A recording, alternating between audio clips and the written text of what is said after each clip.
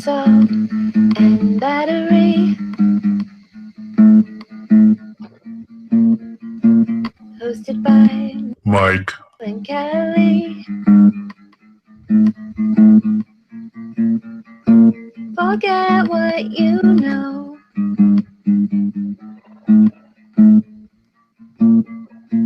Forget what you know.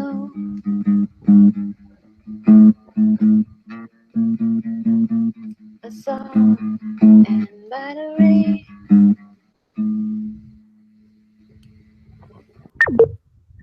Hello, everybody, and welcome back to a Saul and Battery, where Mike and I discuss the most recent issue of Better Call Saul. I'm Kelly Toole at KELLYTHUL on Twitter. And I am Mike at Official Pagan on everything. And sadly, Mike, this is our last one of these for a while.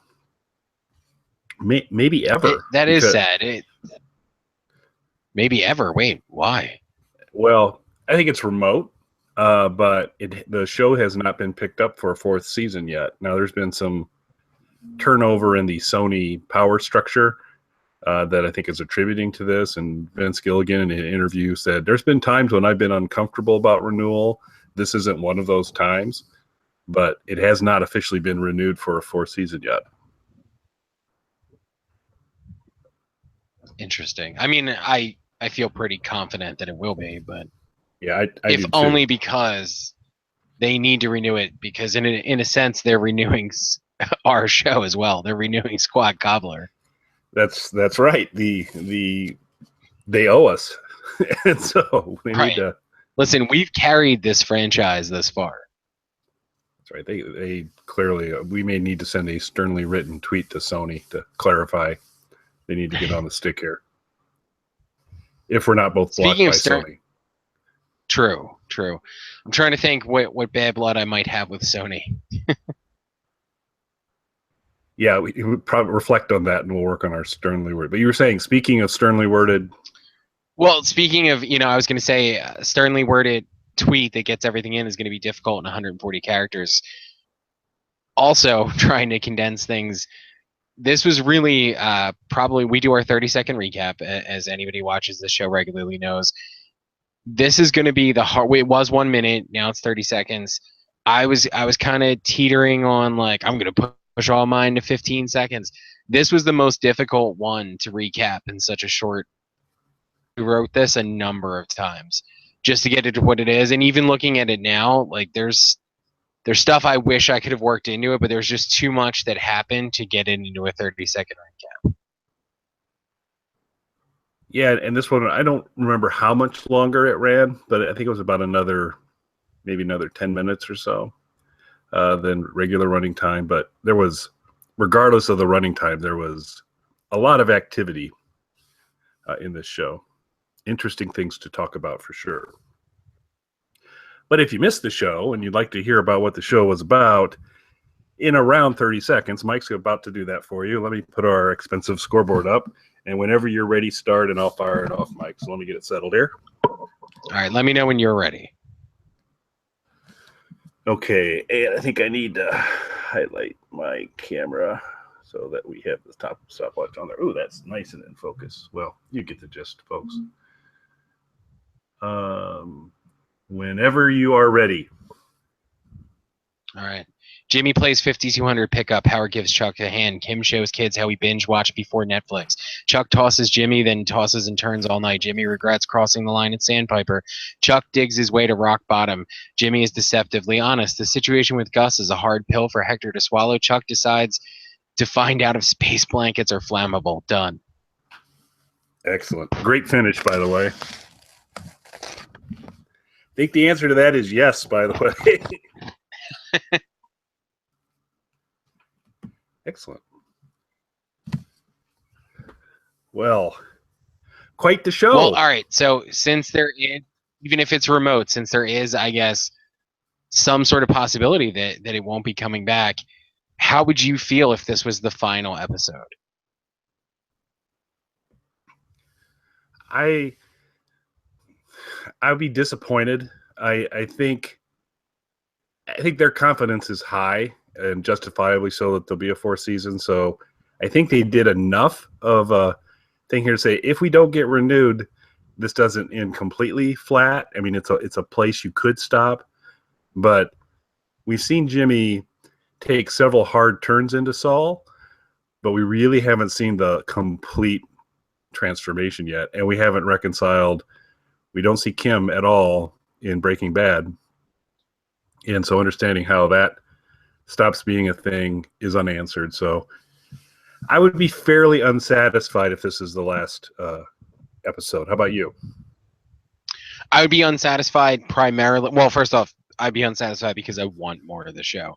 But the main thing that would leave me feeling unsatisfied is not knowing what happened to Kim. Because even though, we don't know all the ins and outs of some of the other characters like Howard, Chuck, Hector, Nacho, and all that, but like we know where they more or less, we can infer how all that ties up based on what we see up until this point. Like we might be missing a few steps there, but more or less they got us far enough on all those storylines where we can kind of just piece together and make a intuitive jump on our own as an audience. But Kim, you can't do that with. No, and that's a really important character to get some closure on. So I think there's a 99% chance that all is well, but sure nice to see that formal renewal. I guess before we kind of go through it, or I guess we can kind of do it throughout, is just be interested in kind of as a season finale, what was your what do you think of the episode overall? Overall, it was a really strong episode. Season finales are kind of tough because I feel like they try and jam so much into season finales at times that for any show that it almost feels rushed. You get that like Star Wars prequel trilogy thing going on where I felt like the first two movies didn't do anything, and then the third movie they tried to jam 3 movies worth of plot into it. And I feel like sometimes with season finales it can feel that way. It can feel like the pacing is suddenly sped up far beyond what the pacing of the actual show is. And for this, like I felt like they got a lot in there that you would want out of a season finale without ruining the pacing of the show, which was good. I'd agree, and it was an enjoyable time watching it for sure. So let's get rolling. So it opens up at the tent in the backyard, and a very young Chuck and Jimmy McGill are in their tent camping out, and Chuck is reading from the book Mabel, which we heard a little bit about earlier in the season, and they're just in a tent, and there's a lantern in the tent. So not a lot to the open here. No, and that was one of the things that I decided to drop for my 30-second recap. It certainly plays a role when you look at the arc, not just of Chuck and Jimmy throughout the show, but the arc in this particular episode of Chuck and Jimmy. Like, this scene does fit well. It fits dramatically. It fits the pacing of it well. But it just didn't have enough information for me to start with my recap with that.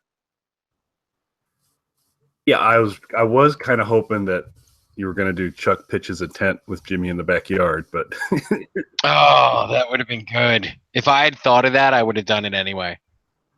Fit that one in. Yeah, you had time. You had a few extra seconds there. So, so the third best source of Better Call Saul material, we've already kind of established that after you watch the show, this is obviously your main stop. Then right. There's the paling in comparison Better Call Saul Insider with this Vince Gilligan and Peter Gould characters on it, who seem to know a little bit about the show. I mean, they're fans. They're not fans like we're fans, but they're fans. Yeah, they serviceable job. They could learn a little bit from us, but we're willing to coach if they need some help. And they stumble a little bit, like with the character motivation and background and stuff like that. But you know what? If they just listen to our show first, it could probably help, clue them in on some of the things that they're a little weak on. Yeah, and it'd tighten their show up because it takes them like an hour to recap the show, and we do it in 30 seconds. So, well, I mean, in their defense with that one, there are few people who could do what we do. Truth to that. Truth to that. Third in line is the variety of resources that AMC puts out on their website related to Better Call Saul. You can see all the Polos Hermanos training videos that Gus has done, which are hilarious. Some character interviews and those types of things, and a little bit of background on each of the episodes. And I kind of stay away from most things before our show, but I do kind of consume those in advance. And there were actually a couple Easter eggs, even though this was a really short scene. There were a couple Easter eggs in this scene that I totally missed. And those were, one, there's a baseball bat either in that tent or just outside that tent, and it's the same baseball bat that Chuck uses later in the episode. And the little Band-Aid box that Jimmy retrieved with coins was also, I guess, with them in the tent. So those were two little goodies in there. If you go back and rewatch, you'll see. I completely missed that. I had to be told. I missed it myself as well. Yeah, I can't even pretend that I caught either of those. Now, you mentioned something, and I don't mean to get off topic, but you mentioned AMC really quickly, and I'm becoming really, even though I've given up on Walking Dead, overall, I'm becoming a really big fan of AMC and how they do a lot of their stuff. And one of my future recommendations on our show is going to be AMC related. So I haven't delved too much into what AMC offers on their site for the Saul related stuff. So you're saying it's really good though? Yeah, they'll do like a story sync for Walking Dead, and I think even Fear the Walking Dead they do it for Better, and they have done a story sync with Better Call Saul. I think one of the seasons. This year they're not doing that, but they do basically put live on the site a variety of items either during the airing or right after the airing related to each episode. So it's every episode you've got 4 or 5 additional pieces of bonus content you should go check out. Nice. And like I said, I'm becoming an increasingly big fan of AMC with some of their other stuff that they're doing. So I'm going to have to check that out. Yeah, and this probably would have been business best handled prior to the podcast, but since we will be winding this down, something I'd like you to at least start to think about is Preacher comes on kind of into the Better Call Saul time slot coming up here. And our good friend Julianne Emery from Better Call Saul is part of the cast for this next season. So that might be something we look into doing a little bit of something with. Who knows? Nice. Yeah. All right. Well, we didn't get back in. Kim is has looked better. She's pretty busted up. She's clearly in a lot of pain. And Jimmy just wants to get her out of the hospital. He's obviously concerned. And so the first stop they make is back to the scene of the accident where Jimmy is busy picking up all the papers that scattered in the previous episode after the accident, and Kim is somewhat catatonically staring out the windshield as Jimmy does that work. So this is going to sound strange. Whenever stuff like that happens, and this is what is kind of cool about this to me. So whenever you see things in a movie, like you rarely see like the aftermath of some sort of dramatic moment like that. Like when you see an accident in a movie, you don't see who like picks up after the accident and things like that. And this is going to seem like a weird thing, but like, so there's an author I like, Richard Lehman. And one of the things that I like about him is there's always at the end of his books, there are these dark, weird psychological horror stories and things like that. There's always some like little prologue afterwards that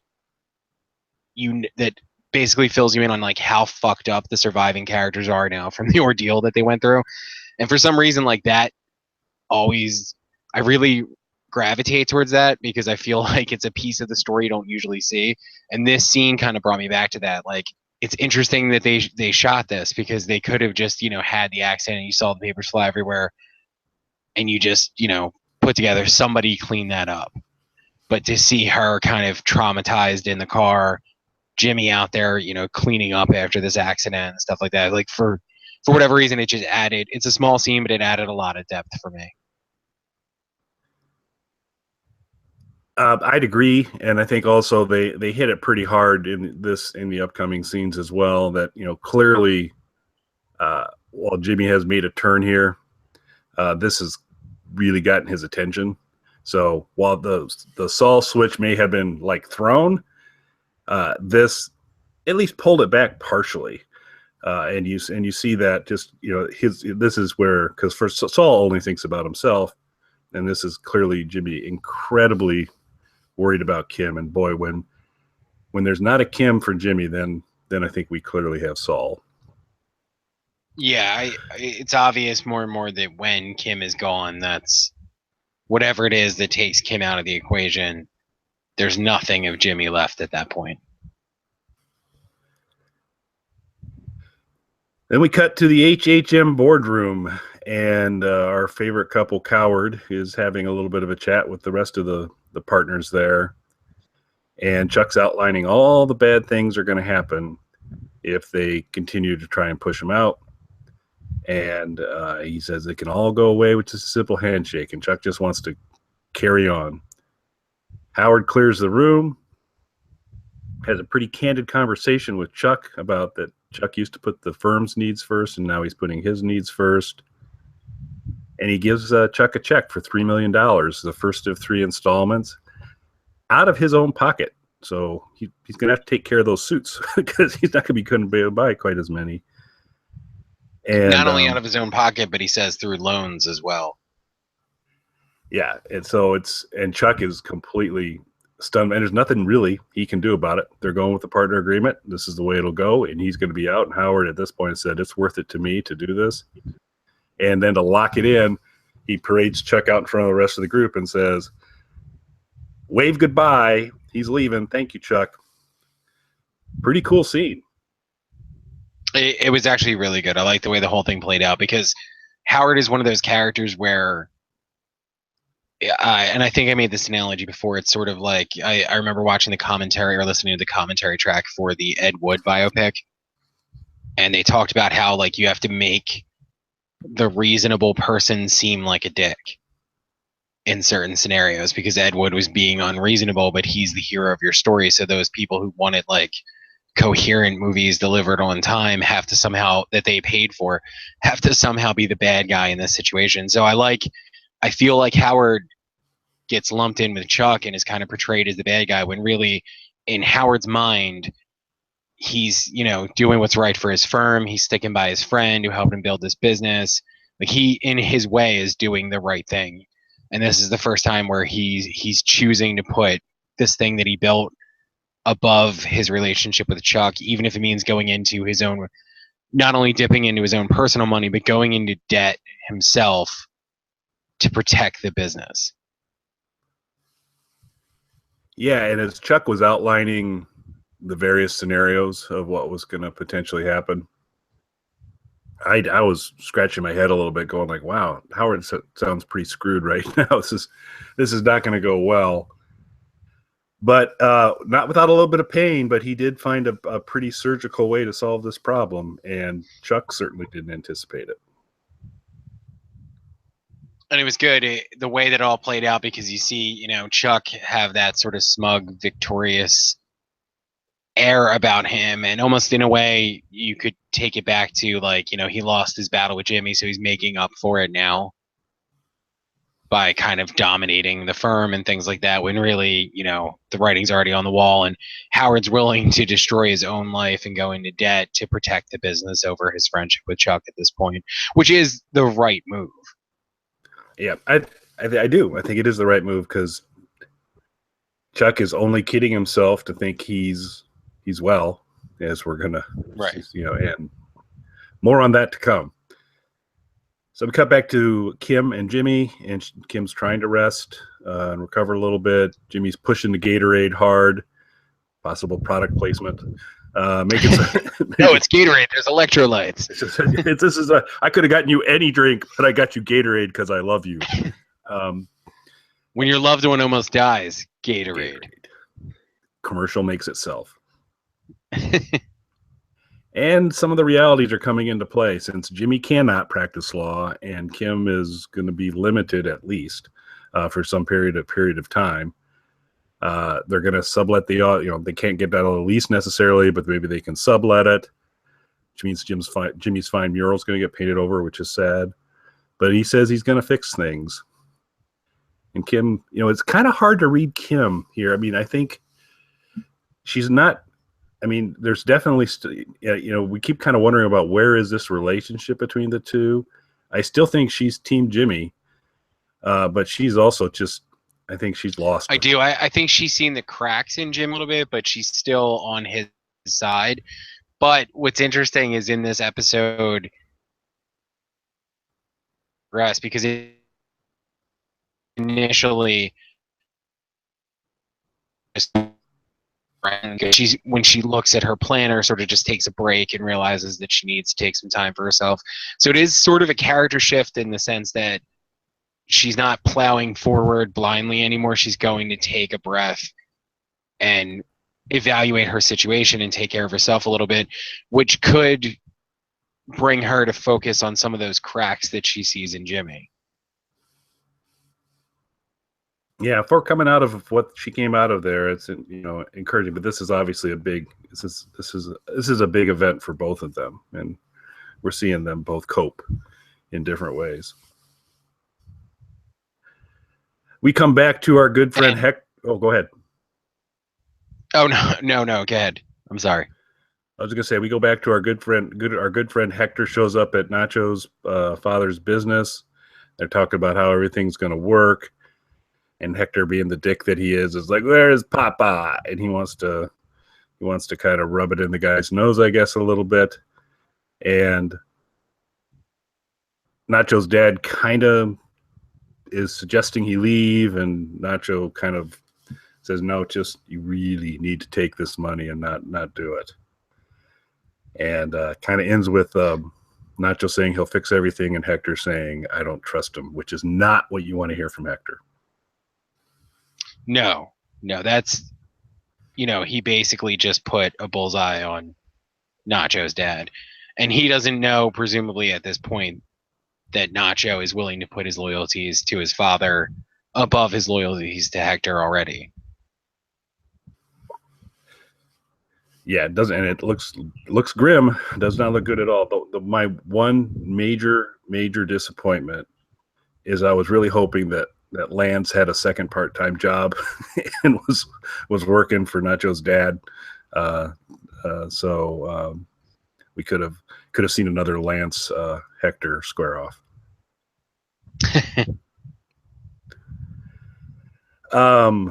So then we cut back again to Kim, Gatlin. Everybody's kind of cool with what happened and very understanding. The oil guy, the Gatlin, I believe, sends some steak sauce, and some steaks are coming. There's some meat involved with the present. There's flowers from Mesa Verde.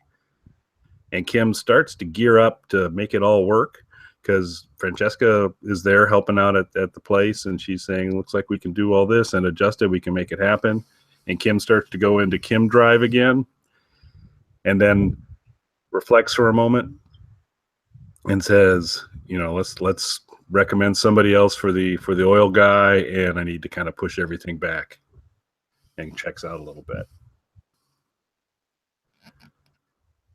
Yeah, it's interesting because we kind of already touched on what we were saying earlier. Like, we're seeing Kim and kind of reevaluate her situation, that she's pushing herself too far. Now, do you think with her sort of reevaluating where she is, though, that she might start to, some of the things that she was, or faults that she was maybe willing to overlook with Jimmy, she might focus on more now? I don't know. I think she kind of knows what she's got with Jimmy, and has decided, big picture, I'll keep working them on it, but it's who he is, and at the core, there's still somebody she loves. I think it just feels to me like she recognizes if she went back to business as usual for Kim, this wasn't the last traumatic event she was going to be involved in. But I think there's a chance that if she does start to, if she's not just totally flooded with everything there, she'll start to piece a few other things together that won't probably be in Jimmy's best interest. Probably. and she makes a trip to a video store, which for our younger listeners, we should explain what that is. Yeah, so think about like a physical Netflix, where there are limited numbers. So it'd be like Netflix, but if a couple other people decided to watch House of Cards before you got to the store, you couldn't watch it on Netflix. So that's what it's like. So it's like it's a Netflix without the access or selection.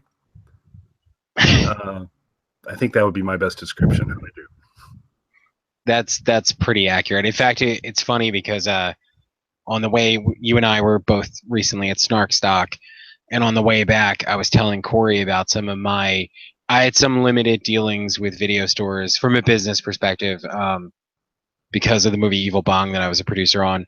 That came out during like the last gasp of video chain stores. Netflix was out and just kind of starting to build up momentum. So I got to not only see that changeover firsthand, but like have to deal with video stores, and it was fun to try to like explain that to Corey, who's a lot younger. Like he remembers video stores, but he's mainly the Netflix generation. Yeah, significantly better approach, in terms of what goes on. Yeah. Although I kind of miss the days of kind of walking the aisles and seeing what was there and coming across, oh, this is here, very, very cool. But a lot more effort than kind of laying on the couch pressing buttons. I kind of like that a little bit better. Yeah.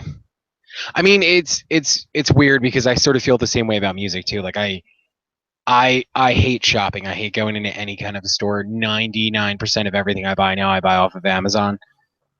But I do miss going to record stores because I could spend an hour just flipping through albums and pick out something completely randomly just based off the packaging and cover artwork and try it out. And that's, obviously gone when you subscribed. Like I subscribed to Apple Music, and there's, 20 million albums or something on there.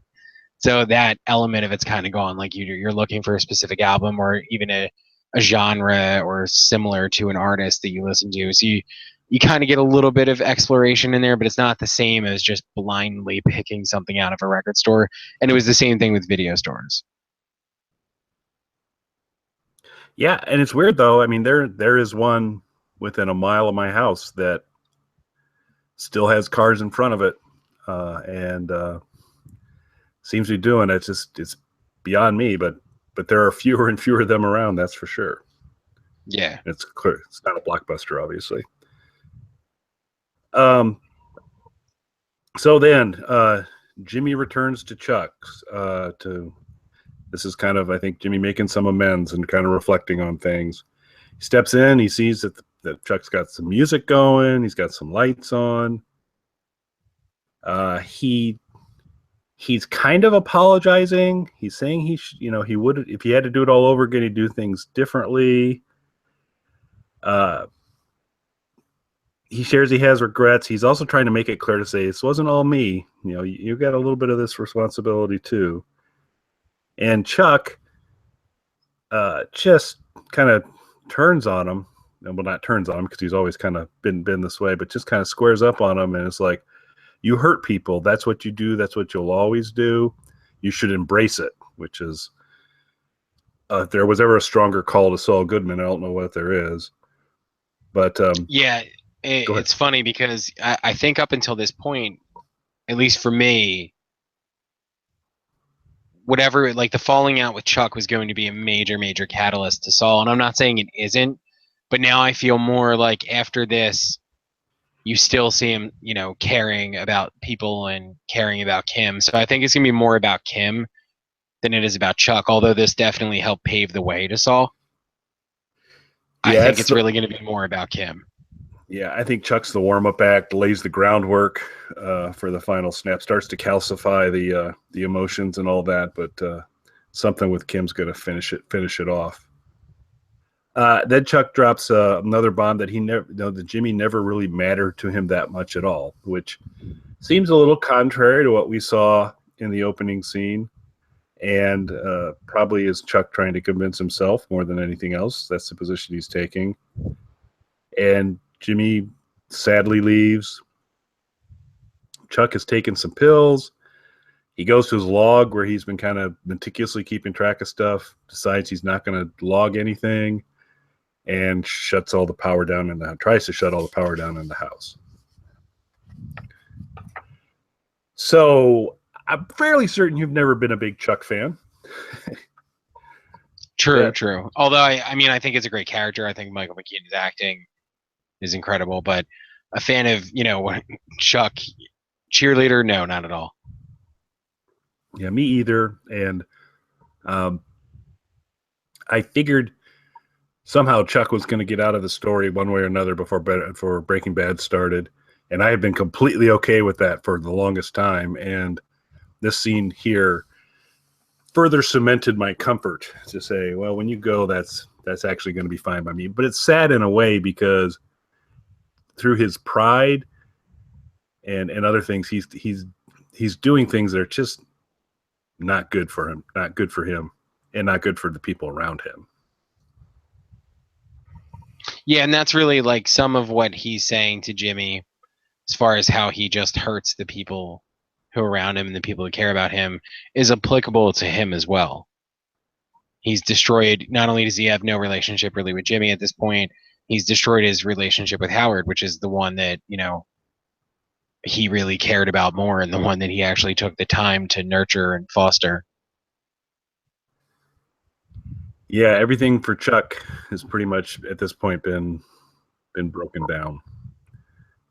His wife's gone, his brother's gone, and his partner's gone now. Yeah, and he fired Tommy. Was it? No, who was it? Gosh, can't remember the guy's name now. The guy that used to help him out that was from the HHM. He always, I cannot remember. Oh yeah. Yeah, he fired. I can't remember the character's name now. He would call him by his long name and Jimmy called him by his short name. Whoever it was, he fired him too, and he was an awesome guy. So there's nobody for Chuck. But then we come back and we're getting a lot of Sandpiper in these last couple episodes. Jimmy's back at Sandpiper visiting Irene. He's got gifts for her. Irene's still not very happy because even though the settlement's now underway, she has not been welcomed back into the fold. Jimmy begins to try and win back the ladies, but they're not buying it. They're saying, hey, we think she was kind of selfish and she, wasn't thinking about us, and she doesn't deserve you, Jimmy, which is got to be a tough thing for Jimmy to hear, you would think. Yeah, absolutely. It's interesting because we've seen. You worded it really well. You said like the Saul switch was flipped or something like that. We've seen that, but then now there is still elements of Jimmy that are clinging on there because he does feel bad that in order to expedite the process of him getting paid, he did ostracize this woman from her group of friends. So we see little bits of Jimmy and little bits of remorse that are still kind of working their way in there. Yeah, because this is clearly Saul Goodman does not make this visit at all. No. Back to Chuck, and he's got the electric meters checking that, and it is still moving slowly, but it's still moving. And so he's calling, trying to get the power shut all the way off. They can't come till Wednesday. He's obviously starting to regress. He pulls out all the light bulbs. He cancels his appointment with Dr. Cruz. And then he starts kind of feeling the walls, looking for sources of the pain and digging holes in the walls, occasionally pulling out a wire, taking out tiles, bookcases, just a kind of manic scene in terms of him going through the whole house, digging all, and you start to see it kind of collectively build up all the damage he's doing to his house. And then finally he goes out with a baseball bat and smashes the electrical meter, which I think if you are adverse to electricity probably wasn't the greatest idea in the world. No. But this scene to me definitely felt like, and even though I wasn't 100% sure how this episode was going to end, I wasn't at all surprised how it ended because of this sequence. Because not only do you see him regressing really quickly after he made seemingly so much progress, or was at least attempting to make all that progress, not only does he regress quickly, it's definitely like a calculated maneuver because he's canceling his appointment with his doctor. So he's intentionally blocking the one person who's left to intervene in this spiral. Yeah, you just see it building and building and building, getting worse. You know, Chuck to possibly getting back to possibly the worst we've ever seen him in some of these situations, which is unfortunate because he did seem to be starting to turn things around a little bit. Right, and it's like it's a conscious, on some level, a conscious decision. Yeah, so what do you think? Is he just given up at this point? Is he? I don't know. Maybe. Do you think it's almost something where it's like, even though he knows it's psychological, there's a comfort in that, like that's what he knows, and there because he's lost everything else. That even, you know, this sort of psychological disease that he has, and knowing that that's what it is, there's still some comfort in there because it's something that he knows.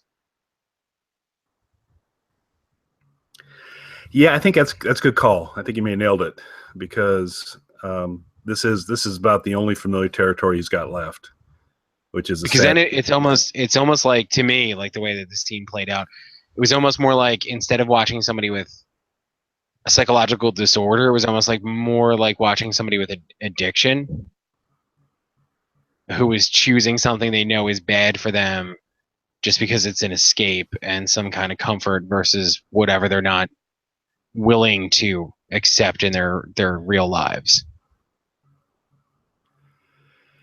Yeah, I think that's what we're looking at here. It's sad, and then, you know, this isn't the most up season finale ever because no, it's not. Yeah, you're not like, just watch Better Call Saul, smiley face emoji. No, not too much of them. Not a lot of laughs, for sure. We get into Nacho's kind of meeting up with Hector, and he's got a gun, and it appears at this point Nacho, you know, he knows that his dad's on borrowed time at this point, so he's kind of throwing caution. It's definitely sped up his plan considerably. Yeah, because he's not gonna have Hector take his dad out. But circumstances change. Other people show up. There's some other people apparently coming to visit. The guy asks Nacho if he's packing, if he's strapped. He said yes, he is. And Bosa and Gus show up to explain to Hector in no uncertain terms that all the shipping is going to occur through Gus. And Hector's not having it, including my quote of the show: "The boss can suck me." So that's probably my quote of the show. Although I am gonna sort of cheat it. My quote isn't really a quote, but it was like my favorite thing in the show. It's something that was written a little bit later, but yeah, that, as far as spoken dialogue in the show, that was great. Yeah, it was. And Hector strokes out, tries to take some more of his faux pills. He goes down hard. And oddly enough, Gus is the man trying to bring him back as Nacho carefully collects the pills. And eventually, when the paramedics ask if he had any medication, Nacho's like, "Here you go. This is what he had." And Gus is eyeballing Nacho. Gus has got his spine sense going. Yeah, you know that Gus is suspicious of the situation. It was interesting that Gus did seem like actively trying to save Hector. You broke and up he's there already sort of. Oh, I said it was interesting that Gus seems to be the person who's most actively trying to save Hector. Yeah, which I thought was really strange, except the fact I'm assuming is like, you know, it's a little bit like nobody puts baby in the corner. It's like nobody kills Hector but me. But yeah, that's the way that I took it too. Like, Gus has his plan. He needs Hector right now for whatever his plan is. And then when he doesn't need Hector anymore, he's going to dispose of him the way he wants to.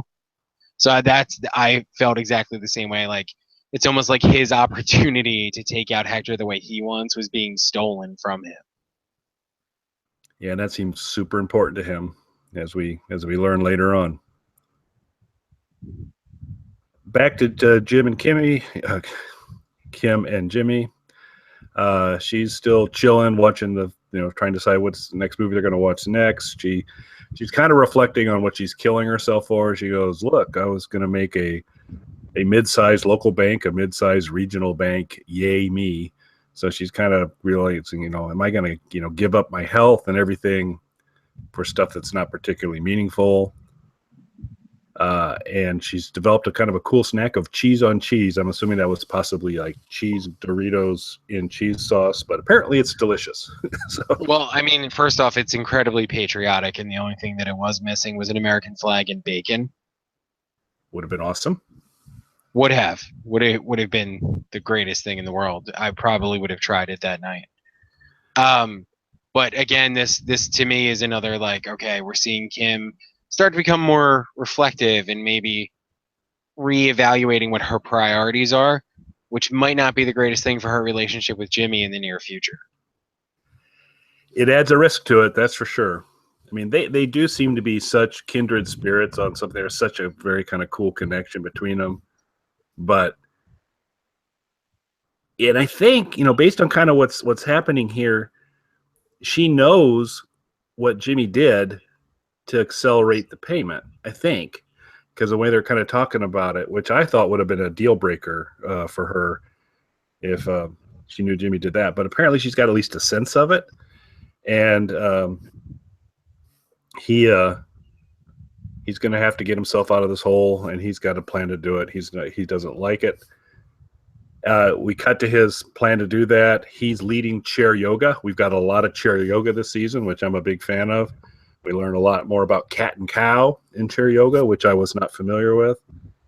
And Jimmy's got the little headphones with the microphone on, leading the yoga. And Aaron shows up from the other law firm, and is kind of calling him out from the group. He says, "Let's take this outside," purposely leaving his mic on, and basically outs himself entirely through the speakers to the group around.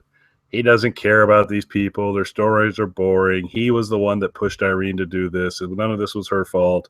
So he's making good with her, but at the cost of any future elder law activity for him. Yeah, he's really burning the Jimmy bridge at this point professionally. Yeah, at least in elder law with that group of folks. And it was nice to see Aaron again, and he was even nice to Aaron, who he's seldom was nice to Aaron. He's appreciative of her doing it, even though she was saying, "I meant everything I said." He was still appreciative that she helped him resolve this. Yeah, it was interesting because it's like, it's this elaborate ruse to deceive them into coming back together, but he's doing that built around actually telling them the truth about his own motivations. Yeah, it was a cool scene. I hated it because I think there were parts of Jimmy's nature that he enjoyed kind of his time with those folks there, and even though it got a little tiring to hear about the Hummel dolls and this and that and whatever, I think he liked the relationships, and I think he was good with them. So it was a little bad that's not his days of bingo calling are probably clearly over as well. So he's going to have to find some other sources of income. Yeah, and this is like you said, this is, his practice was really built around elder law. So even once he's off suspension now, that's done. Yeah, which we cut back. Which feels like another. Oh, I'm sorry. Go ahead. No, when we cut back to Kim and Jimmy, we find out Francesca has been let go, but Jimmy goes, maybe some other time. There'll be another time where we could use your services, which we know happens. And he goes, "I got to come up with a new business model because elder law is shot for me," which we can all assume is the Saul Goodman business model. Yeah, I was going to say losing his elder law base is probably another big piece of this puzzle. Yeah, because you did not see a lot of those folks in the waiting room from hell and Breaking Bad. No. And so I was wondering how he because it seemed like with the relationships he had, he would have kind of kept some of those. But this very cleanly takes care of that, so that they won't be around. So if you were to summarize in a couple bullet points what the Saul Goodman business model is, how would the business model we're fully anticipating that Jimmy's going to shift to from a lawyer standpoint, how would you kind of distill that down? Just make money. That's distilled. I think that's pretty good. Yeah, I don't think there's much of a there's certainly no like morality to it. I don't think there's necessarily even like a big picture idea, just to get as much as he can out of it. Yeah, I think yours is sound. A slight revision on it, or another cut might be maximum money for minimum effort. I think is kind of where he goes. So, I think you just distilled it even further. But, so we'll see what comes of that. And I just realized as we were kind of going through here, I called Lyle, the employee from Polos Hermanos, that I wanted to be working in Nacho's dad's shop. I think I called him Lance earlier, so sorry about that. That probably confused you, but I was hoping that Lyle was going to be there because I think that'd have been fun. But anyway, correction on that. And then we cut to the capper, which is Chuck in the war zone that is his house now. Lanterns going on the table, sitting on top of papers like it always is. Chuck is not in very good shape. And I'm assuming purposely kicking the table.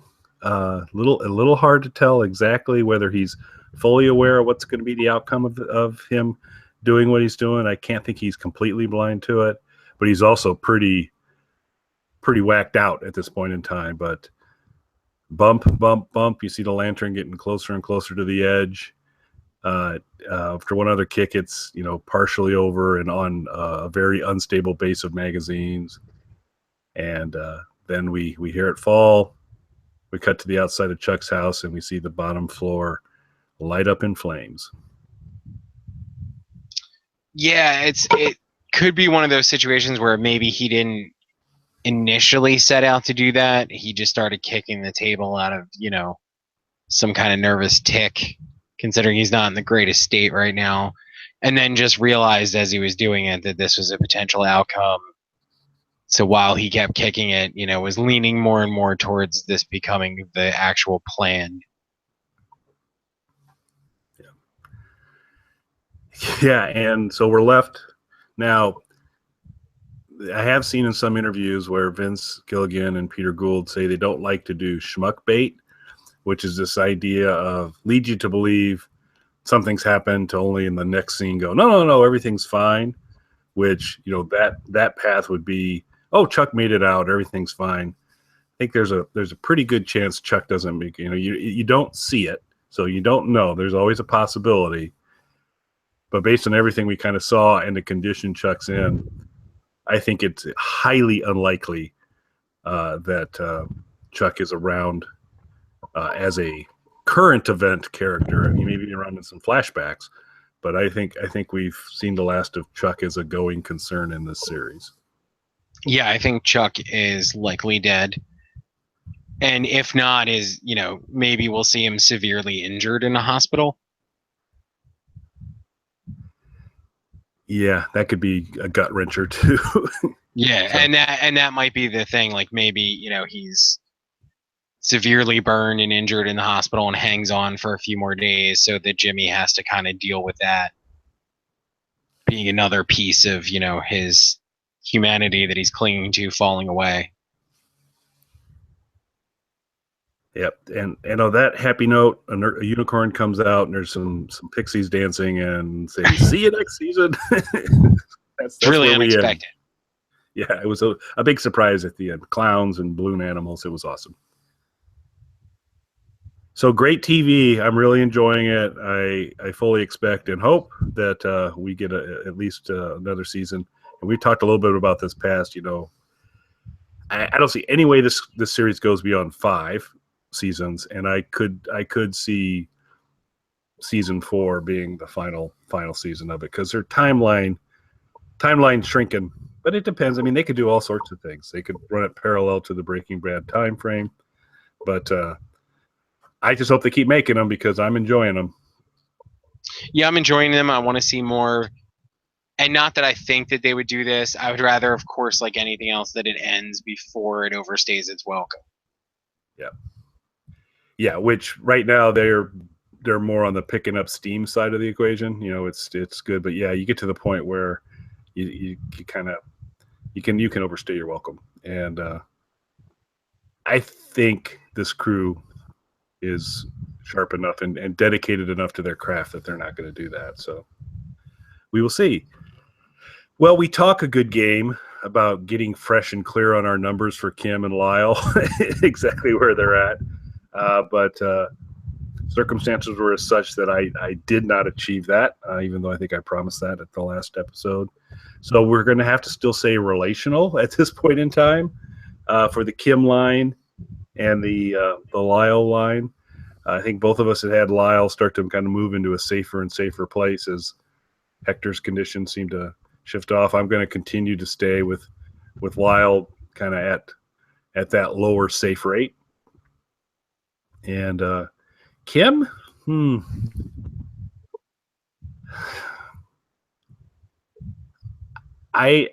it's what we're ranking on here is kind of like certain doom for Kim, and right. I'm not necessarily seeing. I mean, it would be very dramatic and very traumatic for Jimmy, but I think it would be as traumatic or even more if she says, no, I'm making the decision that I am done with you and I am leaving you and I am leaving this place, which I think could also be a pretty good gut punch to Jimmy as well. So I'm going to, once we can go back and do the archaeological review to figure out exactly where our numbers are at, I'm going to keep Kim kind of. I didn't see her chances of certain doom increasing in this episode. I also didn't see him necessarily decreasing. So I'm kind of holding steady on Kim. I feel like I might be inching a little bit closer to certain doom for Kim. Okay.